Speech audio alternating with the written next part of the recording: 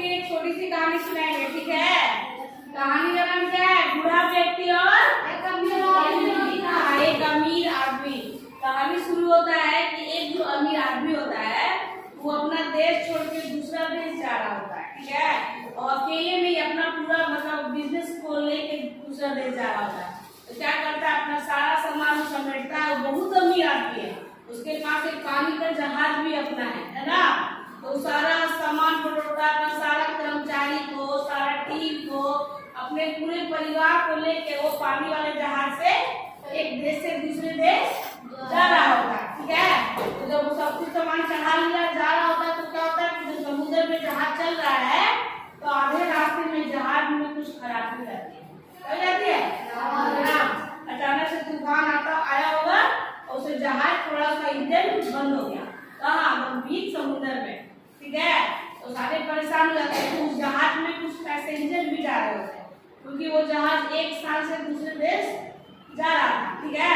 तो ये बात पूरे पैसेंजर को पता चल जाती है कि जहाज खराब हो गया बीच समुद्र में, और लोग डर लग जाता है कि हम लोग कहीं मर ना जाए, है ना, कहीं जहाज डूब ना जाए। उस जहाज में वो अमीर आदमी तो था ही, उसके साथ 20-25 लोग इंजीनियर भी थे, जवान इंजीनियर, ठीक है। तो सब जाके इंजीनियर लोग जहाज का इंजन ठीक करने का कोशिश कर रहे थे। बहुत देर से कोशिश कर रहे थे लेकिन इंजन ठीक नहीं हो रहा था।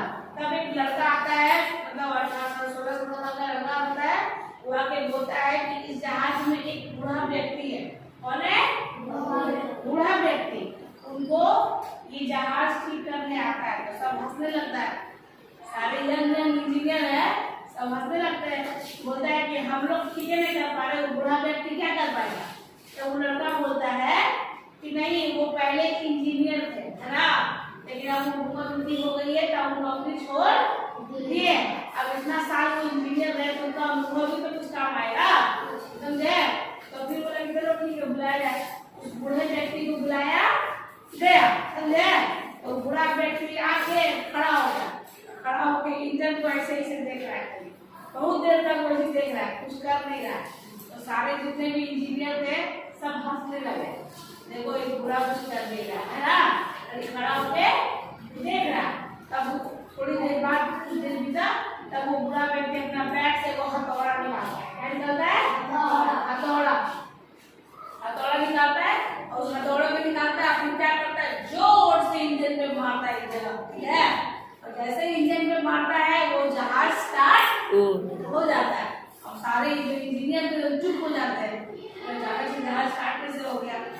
जहाज तो स्टार्ट हो गया, अब जहाज दूसरे देश पहुंच गया, सभी लोग अपने अपने काम में लग गए। कुछ दिन बाद क्या होता है, उस अमीर व्यक्ति के पास एक चिट्ठी आती है। क्या आती है? चिट्ठी। तो चिट्ठी में लिखा होता है, वो चिट्ठी कौन भेजा पता है? वही बूढ़ा व्यक्ति। कौन भेजा? बूढ़ा व्यक्ति। और चिट्ठी में उस बूढ़े व्यक्ति ने अमीर आदमी से 20,000 रुपए की मांग की थी। कितने की?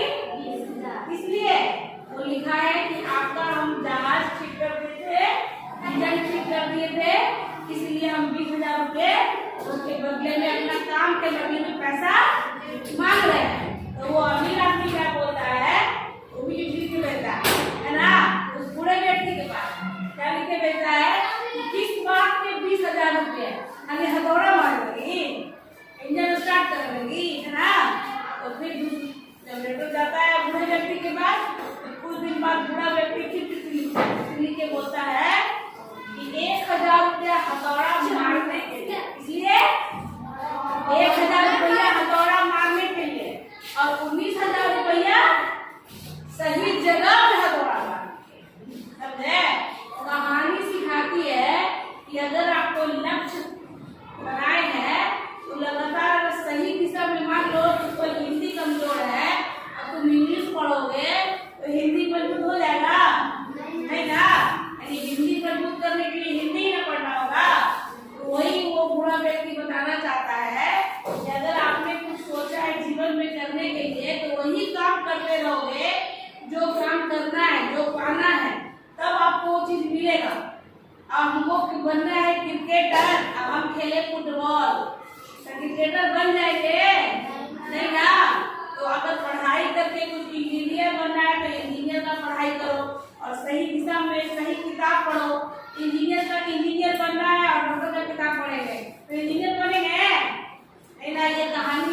बताना चाहती है कि जो आपने लक्ष्य बनाया है उस लक्ष्य पे अड़े नहीं रहना है। और दूसरा, उस बूढ़े व्यक्ति का सब मजाक उड़ा रहे थे ना, लेकिन अनुभव बहुत बड़ी चीज है।